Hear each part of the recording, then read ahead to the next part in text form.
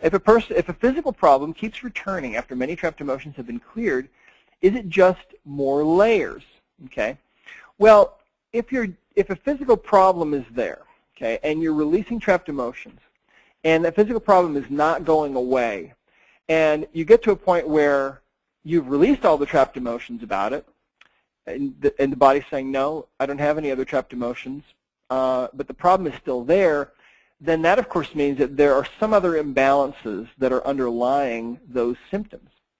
And, of course, in the body code, that's the beauty of having the body code, because then, in fact, let me get to my, let me look at my map here really quick. Okay, so, for example, symptoms can be caused by any of the things that you see here, of course.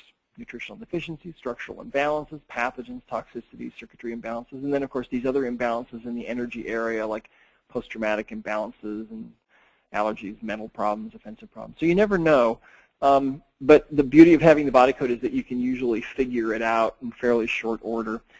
So not everything is caused by trapped emotions, but they are the biggest underlying problem of most things. So here's another question. And by the way, don't give up, okay? If you ask that question, do you have a trapped emotion right now that we can release that's contributing to your whatever, back pain, whatever, if the body continues to say yes, you keep working. You keep releasing those trapped emotions, okay? Don't give up on it, because sometimes it takes a little bit of time. In fact, sometimes, let me tell you a story. Sometimes you don't know what's going to show up. There was a woman one time that came to me who had pretty severe low back pain. And what had happened was she was at a friend's house. They were having a housewarming party. And she was wandering around this new home by herself, just kind of looking around. And she walked out onto the balcony on the second floor. But the balcony hadn't been built yet. There was no deck there. And so she walked out, and it was dark, and she couldn't see, and she fell and landed on her rear end on these boulders below, right? And, oh man, and she actually got a compression fracture of, it was her third lumbar vertebrae. And so it was, looking at it on an X-ray view, from a side view, it looked like a triangle. Okay, it was totally collapsed. It should look like a square, it looked like a triangle.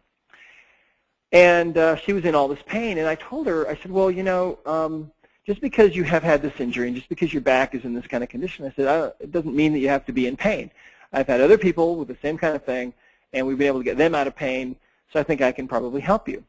And so we started working on her. Now, what we found with her, she told me that she had been sexually abused and had, you know, memories of it and everything else. And what we found was that there were a lot of trapped emotions, many trapped emotions that had actually gone into that area, into the third lumbar vertebrae. And so it was interesting. And so we started working on those. And after about, I don't know, I worked on her, I think, for probably about a month or so. And her pain was not getting any better, but we were clearing all these emotions, right? Clearing all these emotions every time she'd come in. And finally, she came in one day. She'd been coming in, I think, about 3 times a week, and we've been clearing all this stuff every time she came in, lots and lots of stuff. Finally, one day she comes in, and she says, you know, she said, I'm just not getting any better. I think I'm going to go to physical therapy and try that. And I took her by the arm, and I pulled her into my X-ray room, and I shut the door. And I told her, I said, listen to me.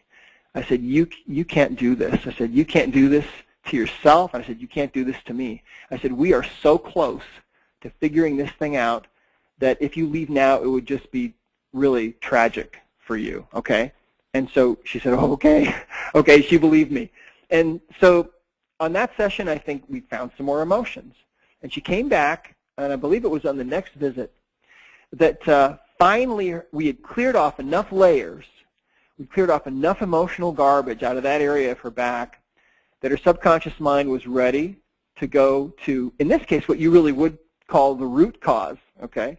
And you'll never guess what this was. Actually, what it was it was an infection that had gotten into that third lumbar vertebrae, see? And it was actually from a cat that she had. It was toxoplasmosis, and it's been in the news lately, causing depression and things like that and suicidal tendencies. But that was the infection. That's what we found. Finally, we had to clear away all these layers of emotions, And then finally there it was, boom, the underlying cause, really, the root thing. And so, I gave her some supplements, some of the VRM supplements, and we figured out what she needed, and treated it energetically, and boom, from that point, the pain was gone. And so you have to stick with it. You can't give up, see? You just have to stay with it, and you never know what it's going to be. So I never would have imagined that was what it was in her case, a cat infection. Holy smokes, okay. So